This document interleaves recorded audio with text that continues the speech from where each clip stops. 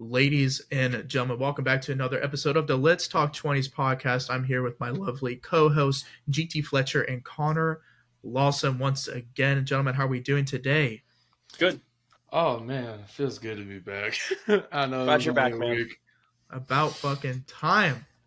Dude. The audience was worried. Is GT going to return to the podcast? Was there did he start off his own podcast himself? And Did we have a fist fight? Yeah, did we have a fist fight? Was there some kind of miscommunication? But he's back. He's back.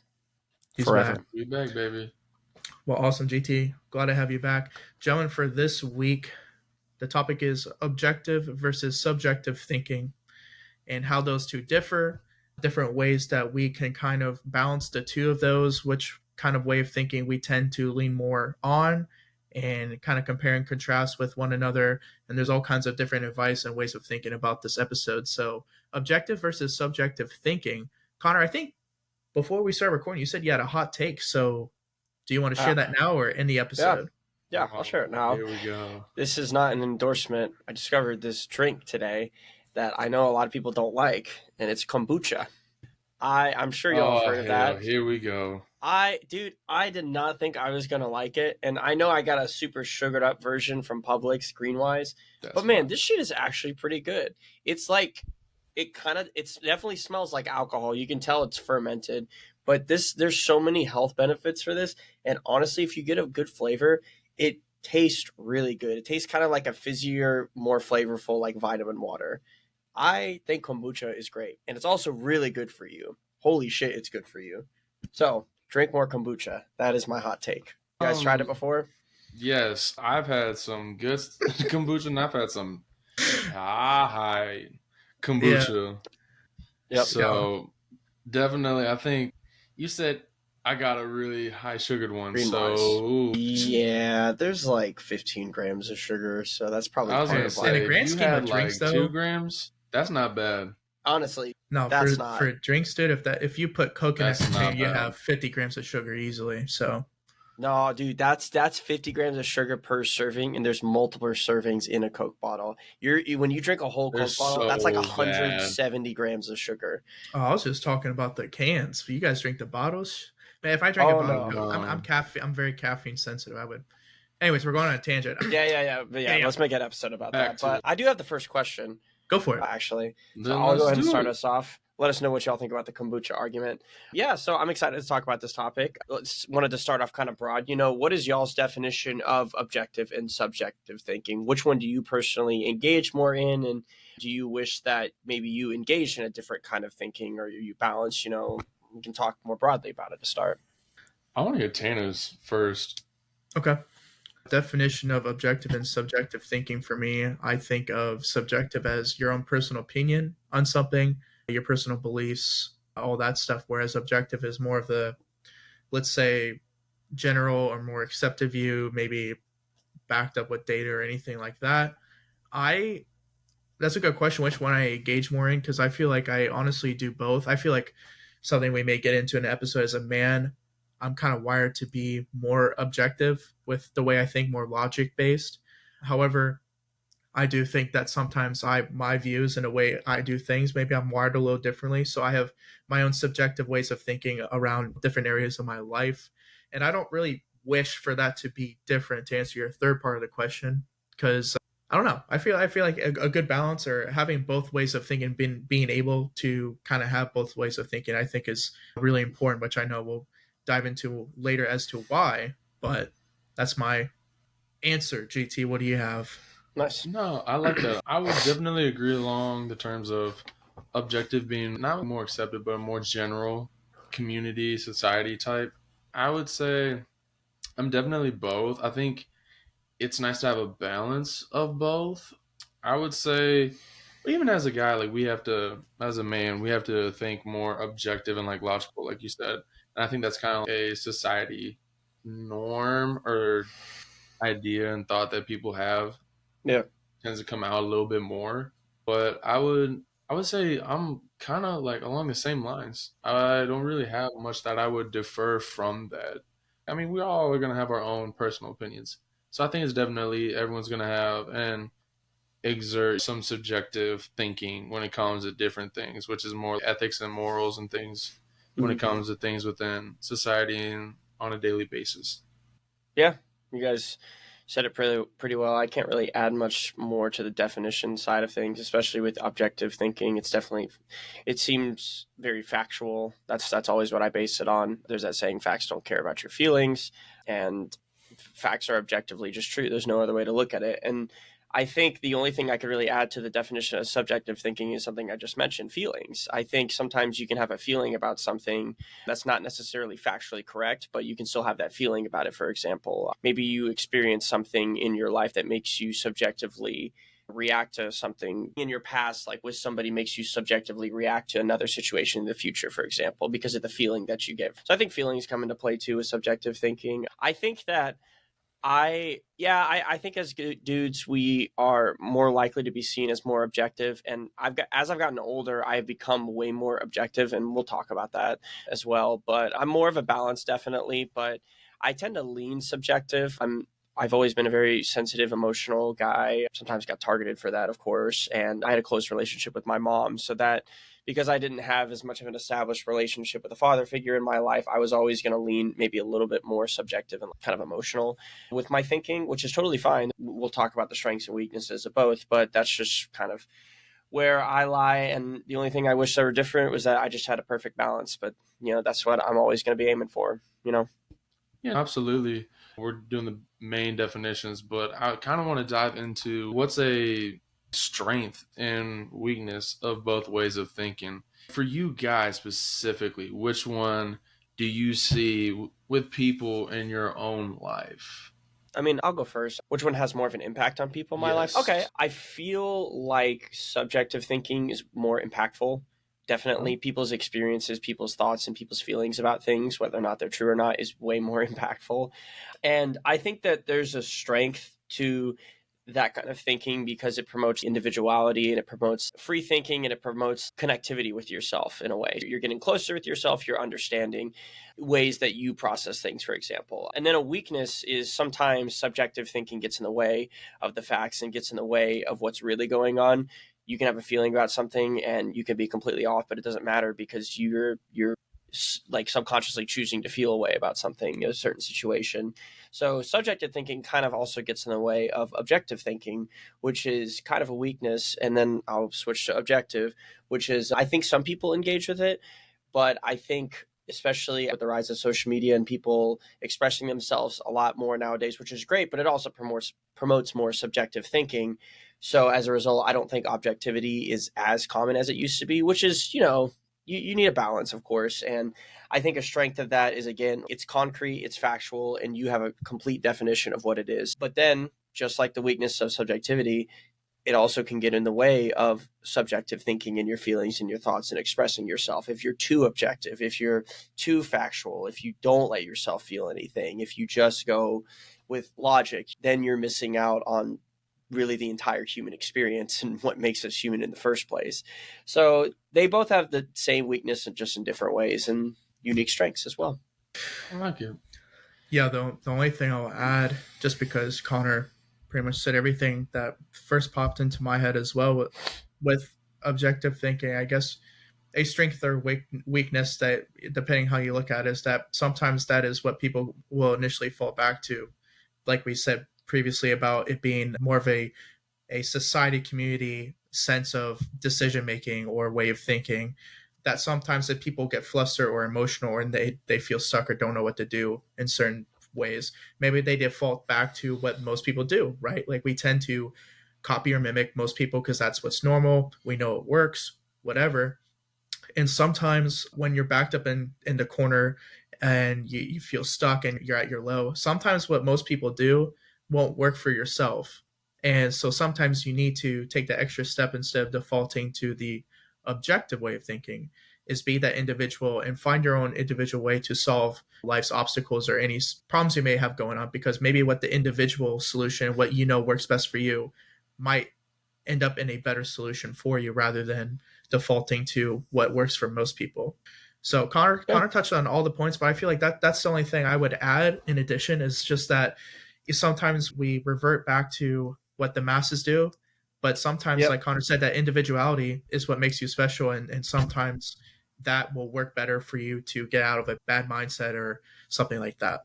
So are you agreeing with Connor also on which one has more of an impact in people in your own life? I'm sorry, I did not answer that part. Which one has a more? Yeah, I would honestly, I'll play devil's advocate. I'll say objective just because of the point I just made, simply because I know a lot of times people may feel pressured or inclined to revert to the objective view, or may feel like that the way that they think is in such a minority that they feel like that they're wrong, or feel like that their way of thinking is not valid. So, and I felt like that at times. Honestly, I'll be frank. There's some times where I think just a little differently than others, and so I'll see what my friends are doing. And if I feel like no one is thinking the way that I am, then shit, I got to be in the wrong, right? Like that's just the way sometimes we're wired, is to doubt ourselves. So Yeah. I think that honestly, objective thinking in terms of kind of trapping people may honestly influence some people more than subjective thinking. No, Okay. I Makes I sense. like that. I would say a strength and weakness. I mean, Connor just I was Yeah, he like had a great Connor's leaving answer. us. Connor Thank has a you. great answer I and appreciate it. leaving us no room to talk really about anything. All right. Thanks for tuning in, guys. Let's talk Great 20s. episode this week. But no, I would say one thing that I would add is I think a lot of people they think, like you said, Turner, they think of the objective view, but I think with some things they need to take their subjective view and subjective thinking on the objective thinking. And I Yeah. think that that's something that you need to incorporate, maybe the Sure. objective, and that's not your exact way you go about it, but maybe it can influence your subjective to Yeah, then further help you in your own, you know, interactions, altercations, whatever it may be in Yeah. yeah, life. yeah, So, yeah. and I think that's definitely one thing that I really did want to add in there. But otherwise, I mean, I it's like kind of that. hard. I like So, Makes a that. lot of sense. Yeah. Almost but blending or tweaking it to your own personal way, like taking a basic concept that a lot of people do, but tweaking it to have that individual thing that works best for yeah, you. have your Yeah, own like Yeah. spin on it. yeah, And that I like makes it that. more subjective in principle too, because it's about you, it's about your expression, it's about your feeling with it too. So yeah, Yeah, good Yeah, answer. G2 exactly. answered that's you a both. that was a great question. The one I have for you guys, we just kind of talked about what one we think most people in our life are. I want to ask you guys. I personally think I'm a hybrid of both subjective and objective views of thinking. But what factors contributed to your current way of thinking, whether that's both or one or the other? What factors, maybe your upbringing, etc., contributed to your current way of thinking right now? I would say I'll go first just because immediately in my head that popped up. I think I would look at the objective view and I would kind of like go with the objective because I wanted to fit in. But then when I noticed that I wasn't really fitting in because people were like, oh, he's not being himself, that's when I truly started to figure out, hey, I got to have my own subjective thinking within maybe this objective thinking that everyone's having, but really it's they have their own subjective thinking through an objective. They're just incorporating it and putting it into their own subjective thinking. So I think that's what really started to get me to where I am, especially with how like I'm doing with coaching. I have to be able to look at the objective thinking on things, but also I have to be able to break it down into a subjective thinking. That way I can relate to more people and I can express it in a different way so that way they can understand more stuff. Because if I just do the objective and like they could just be going head button with it, they'll never get it, and then I'm not going to get the best productivity out of my players. So I think that Right. that's definitely Yeah. something that I have to be a little bit more on the subjective side, but I also at the same time I have to like break down the objective thinking into subjective and be able to go and navigate around for different people. But I think that would be also within my work, Yeah. especially looking for jobs in business, you cannot just only do subjective. Some companies they like that, but it all depends on your position and going. But I think you definitely Sure. have to keep in mind the objective because they say we want to hit this objective. Well, if you can't even incorporate the objective, how in the world are you going to get there? Lovely I, answer, Connor. yeah, I like that. Great answer, GTI. You talked a little bit about like what happened in high school, but then you also brought up your job too and how it's kind of promoted your way of thinking and how you have to engage with your players. And I think that kind of sums up really what makes us approach our ways of thinking. It's our life experiences and it's our jobs, it's our friends, it's our family, it's everything that affects us as who we are as people. I think definitely for me, I would also say that your personality is a big factor of maybe what you start off with. Like, I definitely was a very impulsive, emotional kid, and I grew into that in middle school and high school, being very impulsive. And then when puberty started hitting, I just, always had all this anxiety, which made me feel something. So I was much more subjective. But as I started to learn more about who I was, I became more objective with my analysis of what was going on with myself. And then in turn, I started objectively analyzing like what was going on in the world and what was going on with people. It's almost like there was an innate way that I expressed myself that became subjective, but I had to combat that because of how much that's a part of my personality by learning objective ways of thinking. And I think that's something that, that's kind of the whole lesson of this thing is this is something that you can learn. You're not just going to be stuck in one way of thinking. You can learn how to process things objectively. You can learn how to process things subjectively. I think my current way of thinking is influenced definitely by my big influences like my mom, my friends, my brothers, and how I had to defend myself against people maybe who didn't like me or who maybe didn't agree with my personality. So I became more objective, like analyzing that, for example.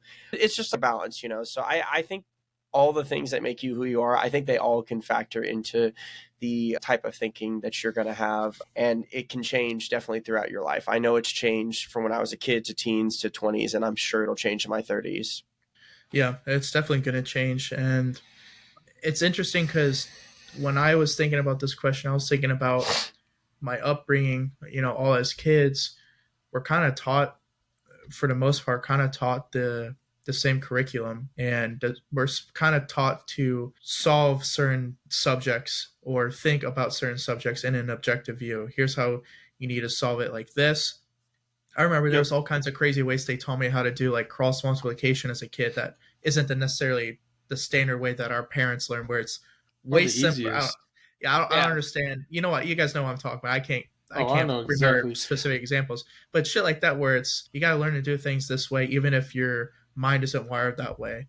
So we're kind of taught to be objective in a weird sense with school, but then as you get older, you realize that there are alternative routes for you to succeed and different ways that you can get around school or work or anything like that.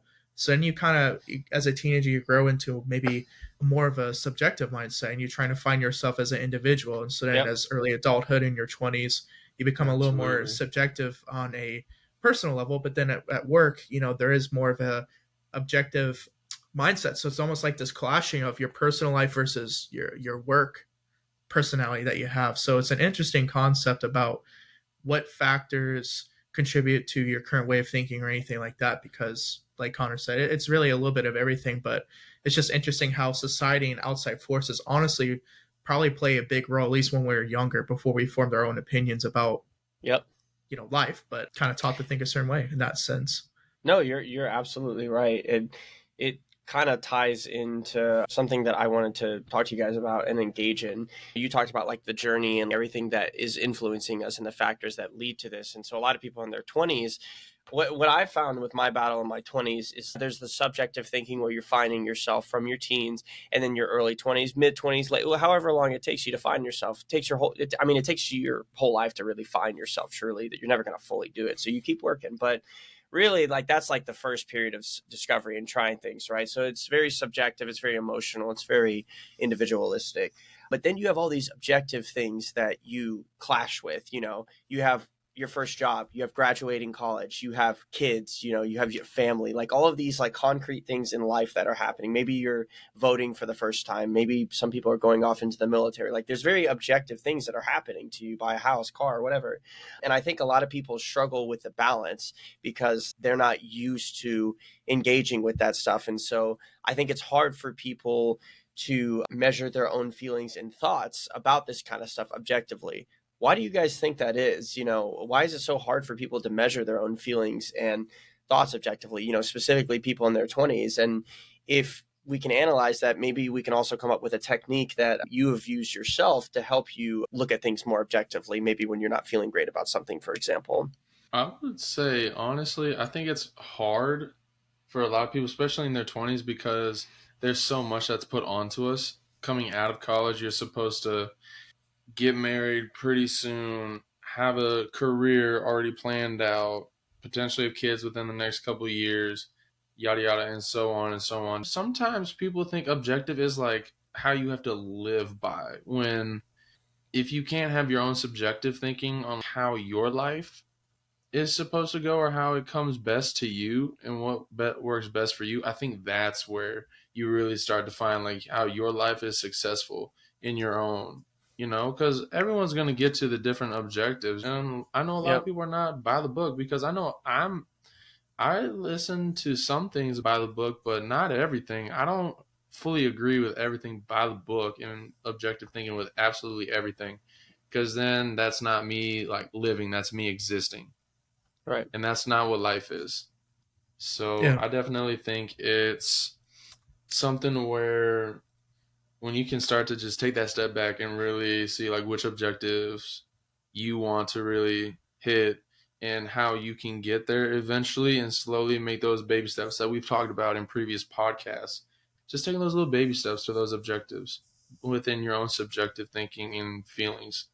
And I think it's really up to you. Like, you make your own measurement. It's not how society puts it on you. I mean, you can think about some things, but you can be like, you know what? Like, at the end of the day, it's my life. I think that that's Good point. definitely a technique that you just take the step back, take a breath. How do I make my subjective thinking my objective thinking of Oh, it?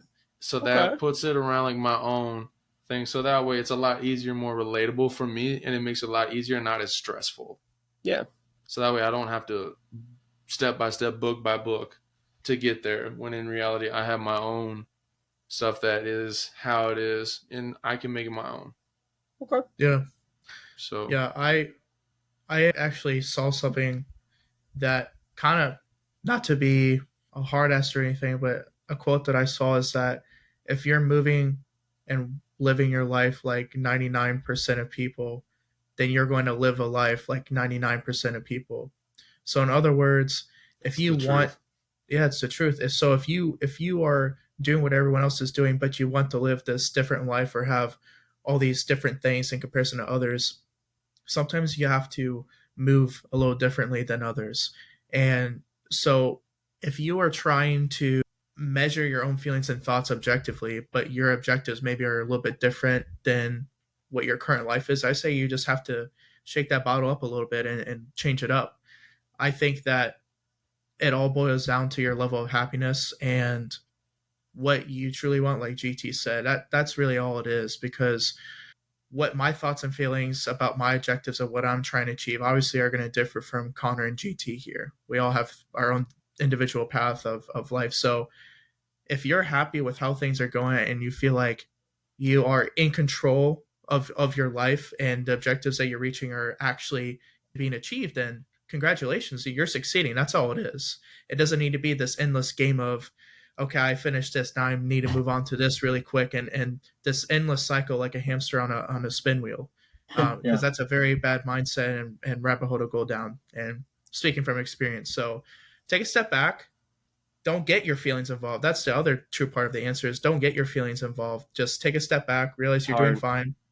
It's hard to do, but that's the technique that I do is I have to at times take a step back and separate my feelings from how things are going, because sometimes I do get too emotional about my progress, but then I look objectively and think that, I had a bad day or a bad week, but dude, in comparison from that year long or 6 month goal that I wanted to achieve and I did in less of a time frame than I thought it would take, then why am I stressing out, right? So it's just a hard thing to do, but that's the technique I have to do is separate the feelings and sometimes move a little bit differently and just be at peace with myself, and everything else falls into place. That's my long-winded answer. Connor, what about yourself?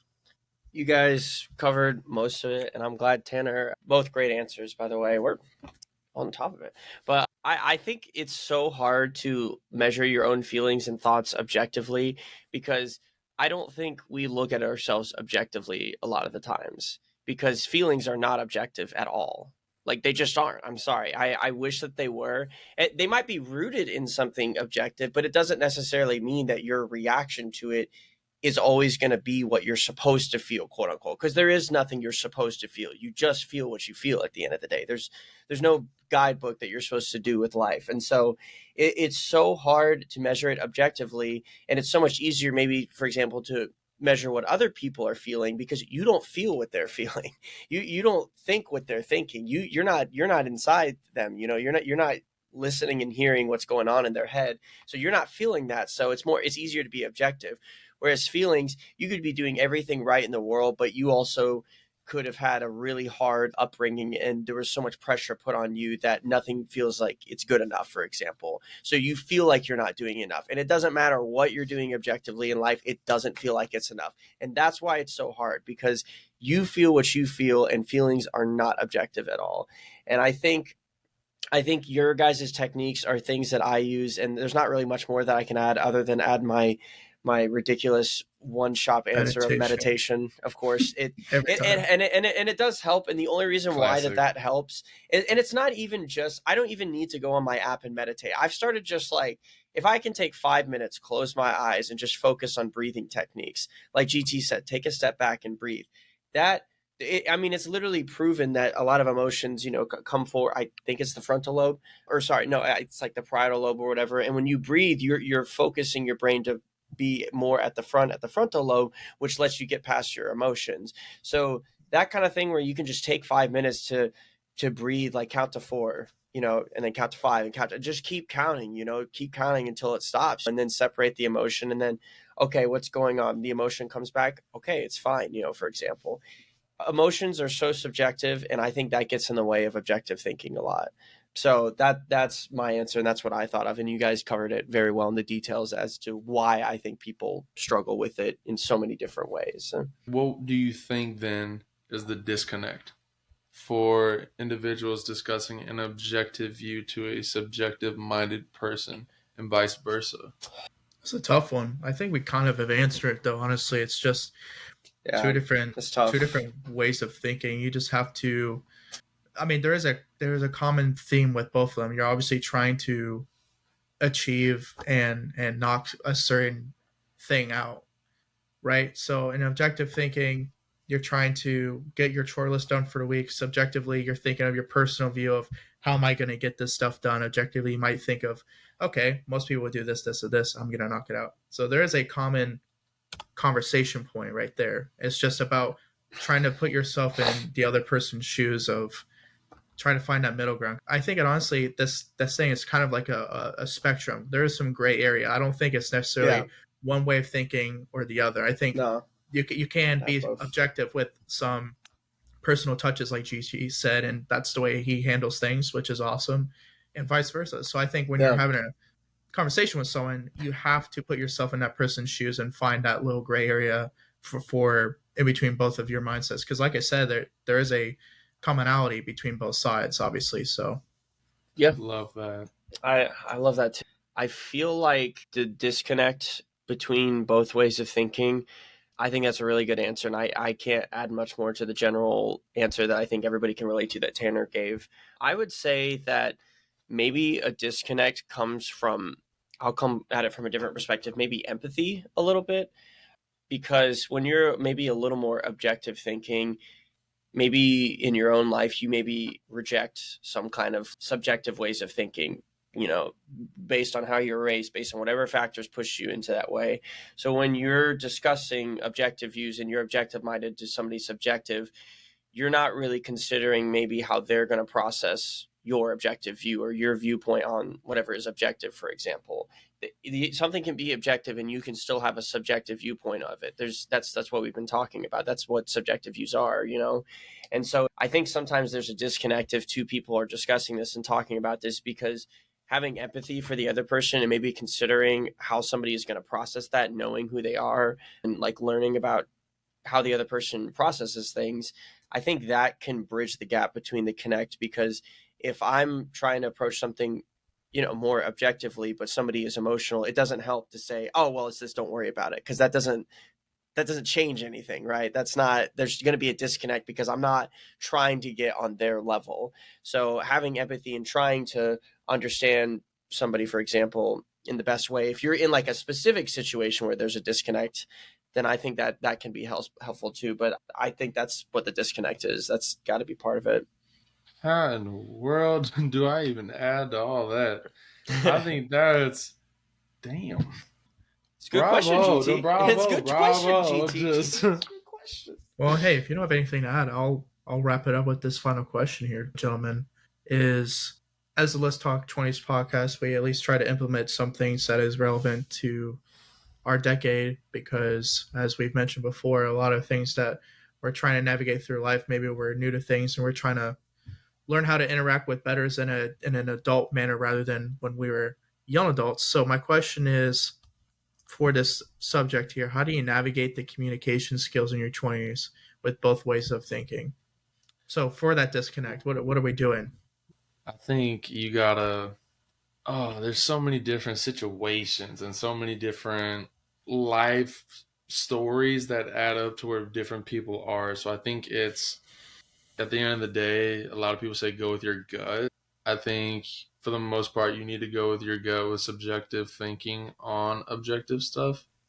And I know that I resort back to that, but that's just something that I think you're killing two birds with one stone.